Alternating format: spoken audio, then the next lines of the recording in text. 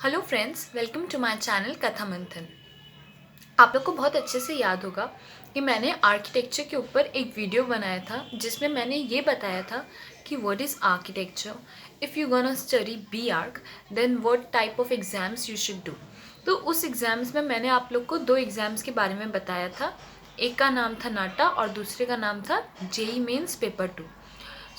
मैं आज आप लोग को ये बताऊंगी कि जेई मेंस पेपर 2 और नाटा के लिए किस तरह से प्रिपेयर किए जाते हैं। मैंने क्वेश्चन पैटर्न और किस क्वेश्चन पैटर्न जो मेन होता है क्वेश्चन पैटर्न, उसके बारे में तो मैंने आपको इसके पहले वीडियो में बताया था। Now I am gonna say you about questions. Questions basically maths और जनरल नॉलेज पे डिपेंड करके आते हैं। जनरल नॉलेज कुछ उस तरह से नहीं, बट जनरल नॉलेज के भी बहुत तरह के डिफरेंट सब्जेक्ट्स हैं। जैसे कि मैं सबसे पहले आपको बता दे रही हूँ कि आप लोग को ये बहुत अच्छे से स्टडी करना है कि across the world and India में जितने भी जो मेन आर्किटेक्चरल बिल्डिंग्स हैं, जैसे कि कुतुब मीनार, ताजमहल और भी बहुत सारे, basilica of Bom Jesus church जो कि गोवा में है, ताजमहल आगरा में है, कुतुब मीनार दिल्ली में है, और सारे फोर्ट्स को लेकर के और सब जितने भी मेन बिल्डिंग्स हैं आर्किटेक्चरल इम्पोर्टेंस की, वो सब बिल्डिंग, जैसे कि खाजुराहो जो कि मध्य प्रदेश में, ये सब जो आर्टिस्टिक बिल्डिंग्स हैं, आर्किटेक्चर जिसका बहुत ही खूबसूरत तरीके से बनाया गया है, बिल्डिंग्स को डिज़ाइन और फॉर्मेट उन लोग का बहुत ही अच्छा है। ये सब बिल्डिंग के जो आर्किटेक्ट्स हैं, वो सब आर्किटेक्ट्स का नाम आप लोग को बहुत ही अच्छे से याद कर लेना है। ये सब मोनूमेंट्स कहाँ सिचुएटेड है, ये सब आप लोग को बहुत अच्छे से याद कर लेना है। Material study is also very important कि ये सब जो मोनूमेंट्स है वो किस तरह के मटेरियल से बना हुआ है। जो मेन मटेरियल्स होते हैं ना जिससे ये मोनूमेंट्स बनते हैं, वो उस जगह की स्पेशलिटी है, उस जगह की जो मिट्टी की स्पेशलिटी है, या फिर उस जगह पे रहने वाले लोगों के कल्चर के ऊपर डिपेंड करके, सब चीज़ के ऊपर डिपेंड करके ये बिल्डिंग्स को बनाया गया है। So the basic thing is that उस जगह पे जो मटेरियल सबसे ज़्यादा पाया जाता था उसको यूज़ करके ये सब बिल्डिंग्स का कंस्ट्रक्शन होता था। तो हर एक बिल्डिंग की अपने अपने स्पेशल क्वालिटीज़ है। मटेरियल्स और आर्किटेक्ट्स का नाम आप लोग को बहुत अच्छे से याद रखना है, वो जगह है किस जगह पे, वो मॉन्यूमेंट्स किस जगह पे सिचुएटेड है, ये सब बहुत अच्छे से याद रखना पड़ेगा। जैसे कि क्वेश्चन आ सकता है कि जो हम लोग के जो ताजमहल है वो उनके आर्किटेक्ट कौन है, वो है उस्ताद अहमद। और भी बहुत सारे बिल्डिंग्स आ सकती हैं, तो ये सब आप लोग को याद रखना पड़ेगा। मैं आप लोग को बता दूंगी आप लोग को कहाँ से पढ़ना है, कैसे पढ़ना है। और उसके बाद जो है, उसके बाद हम लोग को आता है कि इस सब के बाद क्वेश्चंस होते हैं मेन हम लोग के थिंकिंग के ऊपर, मतलब किस तरह से हम लोग कोई भी एप्टीट्यूड के क्वेश्चन को किस तरह से हम लोग सोच सकते हैं। ठीक है, जैसे कि हम लोग को एक कॉम्प्लेक्स फिगर दे दिया जाएगा, कोई कॉम्प्लेक्स फिगर दे दिया जाएगा। फॉर एग्जांपल जैसे कि ये हम लोग का एक बॉक्स है, ठीक है, ये बॉक्स आप देख पा रहे हैं ना, इट्स अ 3D व्यू, ठीक है। लेकिन आप लोग को जब ये बॉक्स 2D शेप में दिखेगा, तब अगर आप, जैसे आप लोग को अगर ऐसे ऐसे दिख रहा है, ये एक व्यू है, ठीक है ना।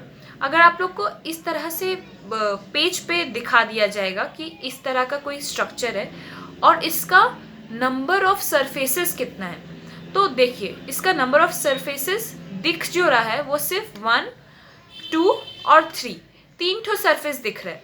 लेकिन 3 ठो सरफेस है नहीं एक्चुअल में इसके 6 सरफेसेस है, 1, 2, 3, 4, 5 एंड 6, ठीक है। 1, 2, 3, 4, 5, 6 सरफेसेस है, ठीक है। तो ऐसे ही हम लोग को क्वेश्चंस आते हैं।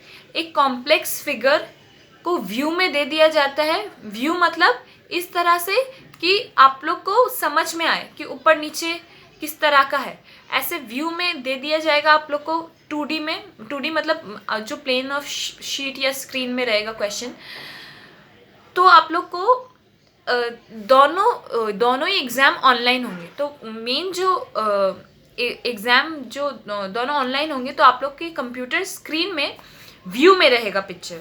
तो व्यू में जब वो पिक्चर रहेगा तो आप लोगों को समझना पड़ेगा कि कितने सरफेसेस है, और ये सब चीज़ प्रैक्टिस के बेसिस पे ही लाई जा सकती है। अभी से आप लोग प्रैक्टिस करना स्टार्ट कीजिए, बिकॉज आई थिंक नाटा का एग्ज़ाम थोड़ा लेट से ही होता है, और जेई मेन पेपर 2 भी मार्च या अप्रैल में ही होगा। नेक्स्ट स्लॉट फर्स्ट वाला तो हो चुका है जनवरी में, मतलब 10th से शायद पहले ही हुआ है, हमको ठीक से याद नहीं डेट्स। लेकिन वो वाला फर्स्ट वाला जेई मेन पेपर 2 हो चुका है। नाटा भी फर्स्ट वाला मेरे को ठीक से कुछ याद नहीं, लेकिन मैं आप लोगों को बता दूंगी, नाटा और जेई मेन पेपर 2 का फर्स्ट अटैम्प्ट हो चुका है। सेकंड अटैम्प्ट जो होने वाला है वो अप्रैल में होगा शायद तक, तो वो डेट्स पता चल जाएंगे आप लोग को, मैं बता दूंगी। तो वो डेट्स के लिए फॉर्म्स आप लोग अभी से फिल कर लीजिए, क्योंकि शायद रजिस्ट्रेशन अभी ही होगा। तो एक बार आप लोग कंप्यूटर में सर्च करके दोनों के फॉर्म्स भर लीजिए। तो ये हुआ आप लोग का सेकेंड टाइप का क्वेश्चन कि नंबर ऑफ सरफेसेस आ सकता है।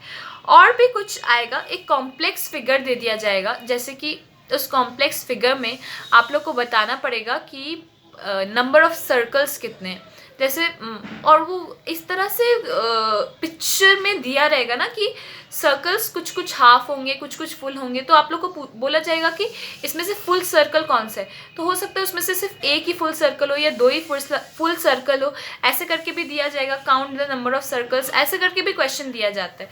तो बहुत ऐसा क्वेश्चन दिया जाएगा जो कि आप आराम से कर सकते हैं, अगर आप फिगर को अच्छे से देखें और सोचें तो आराम से किया जा सकता है। But it depends upon your mind कि वो आप कैसे सोच करके करते हैं। बिकॉज यहाँ पे मैं इसलिए ये सब चीज़ बार बार बोल रही हूँ कि ये सब प्रैक्टिस पे बेसिकली इसलिए डिपेंड करता है क्योंकि ये क्वेश्चंस को आंसर सब लोग कर सकते हैं, बट टाइम मेंटेन करके आंसर करना is really a tough job.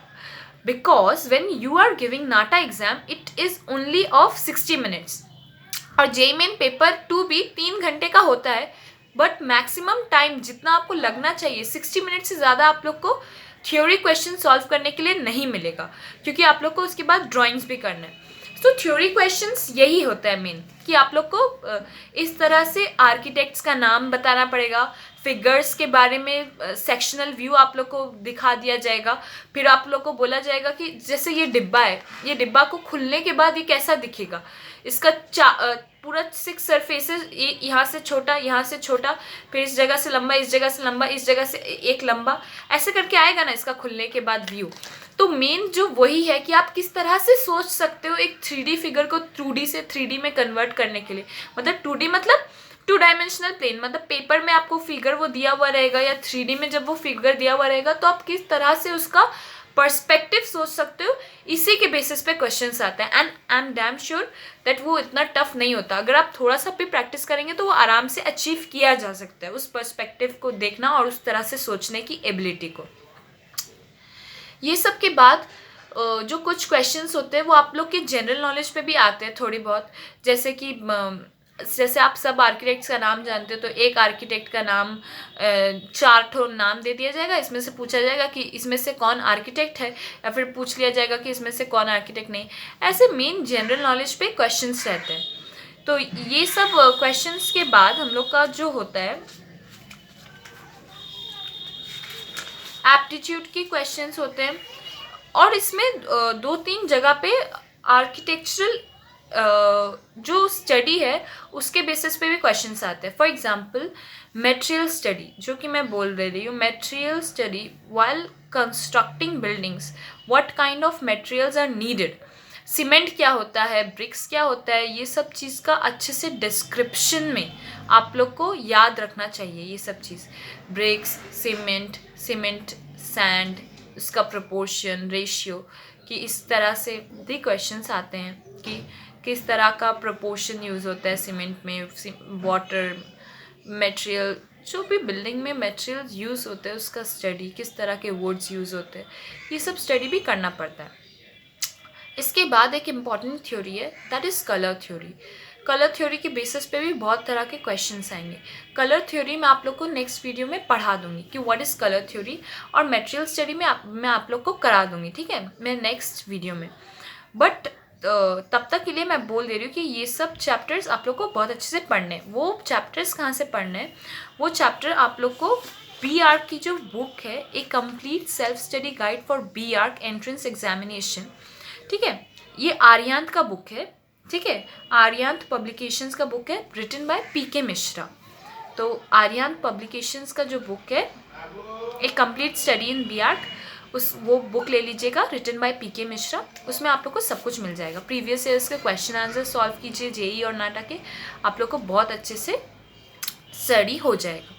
इसके नेक्स्ट वीडियो में मैं आप लोग को ये भी बताऊंगी कि किस तरह की ड्राइंग्स आती हैं और किस तरह से ड्राइंग्स को प्रैक्टिस करना चाहिए, और ये सब के ऊपर अच्छे से स्टडी कीजिए। 2-3 महीना is more than 2 to 3 months is more than enough for being prepare for this examination.